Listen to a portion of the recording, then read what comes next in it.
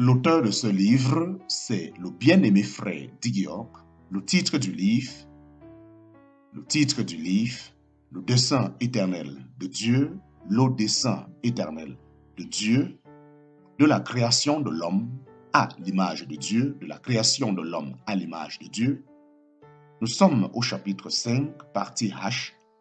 Chapitre 5, partie H. Le titre du chapitre 5, le dernier Adam. Le titre du chapitre 5, le dernier Adam. Chapitre 5, partie H. Jésus a résisté à Satan avec la parole écrite de Dieu. Ce faisant, il a défini pour nous le principe de la vie. L'homme ne vivra pas de pain seulement, mais de toute parole qui sort de la bouche de Dieu. Sa vie en tant qu'homme était dans la parole de son Père et non dans le pain. Puis le diable l'emmena dans une haute montagne et lui montra tous les royaumes du monde en un instant. Je te donnerai toute cette puissance et leur gloire, car cela m'a été remis et je le donne à qui je veux. Si donc tu te prosternes devant moi, tout sera à toi. L'offre de Satan n'était pas les royaumes de la terre. Il a spécifié les royaumes du monde. Il y a une différence. Ce n'est pas à lui de donner la terre. La terre est au Seigneur et tout ce qu'elle renferme. Mais Satan est le Dieu de ce monde. Sa domination s'est exercée sur ce système mondial depuis sa création.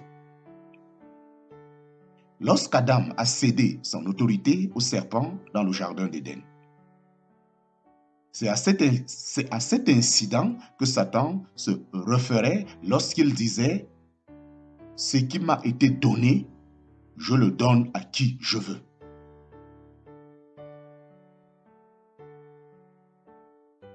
Le diable a montré à Jésus tous les royaumes du monde et lui a promis toute la puissance et la gloire que l'homme pourrait atteindre s'il donnerait la volonté du Père et poursuivrait la fortune de ce monde.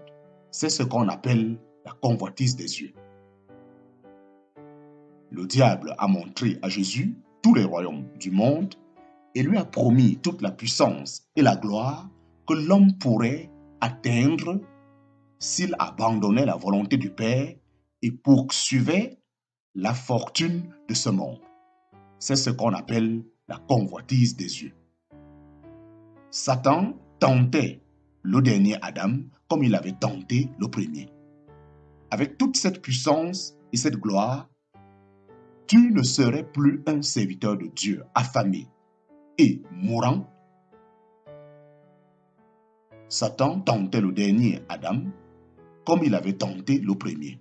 Avec toute cette puissance et cette gloire, tu ne serais plus un serviteur de Dieu affamé et mourant. Tu peux être comme Dieu dans ce système mondial. Jésus a répondu, il est écrit, tu adoreras l'Éternel, en parenthèse, Jéhovah, ton Dieu, et tu le serviras que lui. Il est écrit, tu adoreras l'Éternel, en parenthèse, Jéhovah, ton Dieu, et tu ne serviras que lui.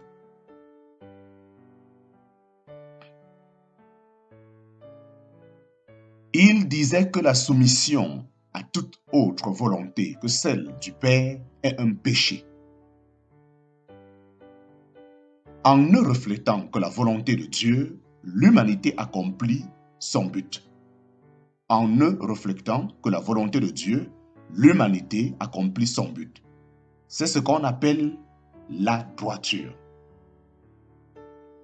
Le diable l'amena à Jérusalem, le plaça sur un pinacle du temple et lui dit, « Si tu es le Fils de Dieu, jette-toi en bas d'ici, car il est écrit, il donnera à ses anges la charge de te garder. Et ils te porteront dans leurs mains de peur que tu ne heurtes ton pied contre une pierre. » Il donnera à ses anges la charge de te garder, et ils te porteront dans leurs mains de peur que tu ne heurtes ton pied contre une pierre. Non seulement Satan nie la parole de Dieu pour tenter l'homme, mais il la cite parfois pour le tromper. Non seulement Satan nie la parole de Dieu pour tenter l'homme, mais il la cite parfois pour le tromper. Ici, il a tenté Jésus, un homme, de revendiquer la protection de la promesse. De revendiquer la protection de la promesse de Dieu tout en accomplissant un acte défiant la mort et se glorifiant lui-même pour son propre avantage humain. Le diable a ainsi tenté de faire de Dieu le serviteur et de l'homme le maître. Le diable a ainsi tenté de faire de Dieu le serviteur et de l'homme le maître. Non seulement Satan nie la parole de Dieu pour tenter l'homme, mais il la cite parfois pour le tromper. Ici, il a tenté Jésus, un homme, de revendiquer la protection de la promesse de Dieu tout en accomplissant un acte défiant la mort et se glorifiant lui-même pour son propre avantage humain. Le diable a ainsi tenté de faire de Dieu le serviteur et de l'homme le maître.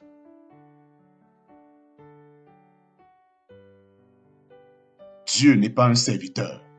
Dieu n'est pas un serviteur, un protecteur ou un assistant que l'on appelle lorsque l'homme a besoin d'aide pour accomplir sa propre volonté. L'homme n'a pas la prérogative de tester Dieu. Dieu est le Seigneur, l'homme est son serviteur. Jésus l'a clairement exprimé lorsqu'il cite l'Écriture. Tu ne tenteras pas le Seigneur ton Dieu. Tu ne tenteras pas le Seigneur ton Dieu. Tu ne tenteras pas le Seigneur ton Dieu. Dieu n'est pas un serviteur, un protecteur ou un assistant que l'on appelle lorsque l'homme a besoin d'aide pour accomplir sa propre volonté. L'homme n'a pas la prérogative de tester Dieu. Dieu est le Seigneur. L'homme est son serviteur. Jésus l'a clairement exprimé lorsqu'il a cité l'Écriture. Tu ne tenteras pas le Seigneur ton Dieu. Jésus a résisté au diable et est sorti victorieux de cette confrontation avec la convoitise de la chair, la convoitise des yeux et l'orgueil de la vie. Là où Adam avait échoué, Jésus a réussi. Alléluia. Amen.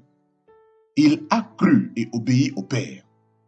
En conséquence, le diable s'est éloigné de lui pour un temps.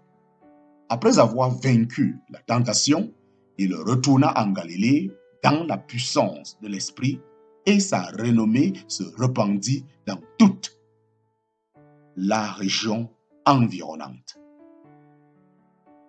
Fin du chapitre 5. Les différentes références bibliques utilisées, les différents versets bibliques utilisés. 1. Romains chapitre 5, verset 12. 2. Romains chapitre 3, verset 10. 3. Ecclésiaste chapitre 7, verset 20. 4. Genèse chapitre 5, verset 15. 5. 1 Corinthiens chapitre 15, verset 21. 6. Genèse chapitre 4, verset 1 à 7. 7. Genèse chapitre 6, verset 1 à 8. 8. Genèse chapitre 6, verset 9. 9. 2 Pierre chapitre 2, verset 5. 10. Genèse chapitre 22, verset 18. Genèse chapitre 26, verset 5. 11. Genèse chapitre 21, verset 12. 12. Genèse chapitre 25, verset 23. 13. Matthieu chapitre 22, verset 42. Jean chapitre 7, verset 42.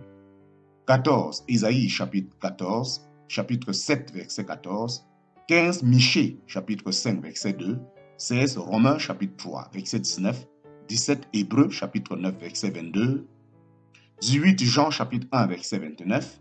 19. 1 Corinthiens chapitre 15, verset 45.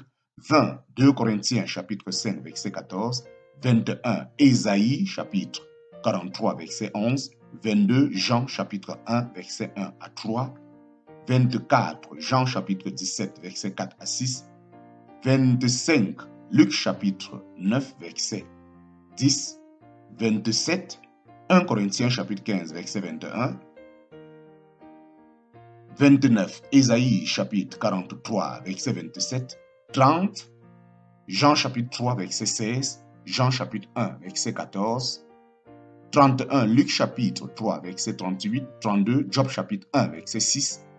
33, Jean chapitre 1, verset 12. 34, Matthieu chapitre 1, verset 18. Luc chapitre 2. 35, Jean chapitre 1, verset 18. 36, Philippiens chapitre 2, verset 6 à 8. 37, Hébreux chapitre 1, verset 3. 38, Jean chapitre 5, verset 19 à 30. 39, 1 Corinthiens chapitre 5, verset 19. 40, 1 Corinthiens chapitre 15, verset 43. 41, Romains chapitre 5, verset 19. 42, Romains chapitre 8, verset 3. 43, Jean chapitre 6, verset 38.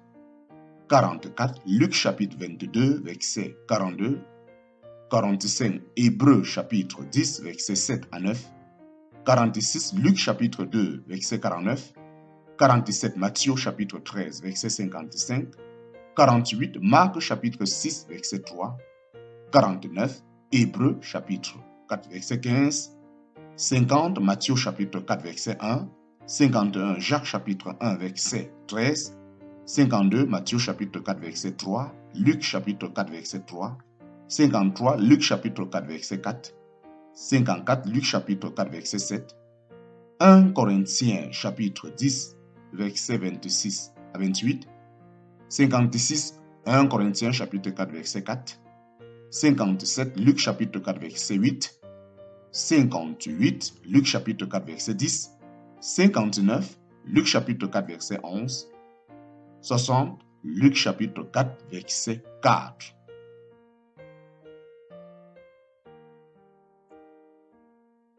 Nous entrons dans le chapitre 6.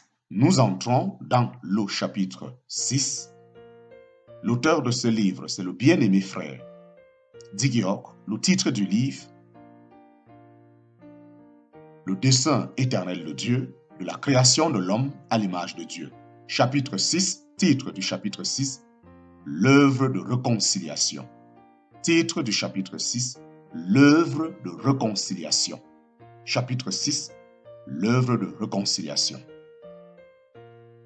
Bien qu'il ait enduré l'ultime tentation perpétrée par l'ultime tentateur, Jésus a résisté sans tâche.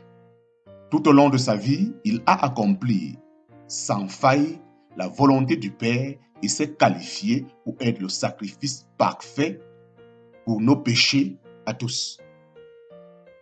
Selon la Bible, Jésus a été abaissé. Selon la Bible, Jésus a été abaissé un peu de temps au-dessous des anges pour souffrir de la mort.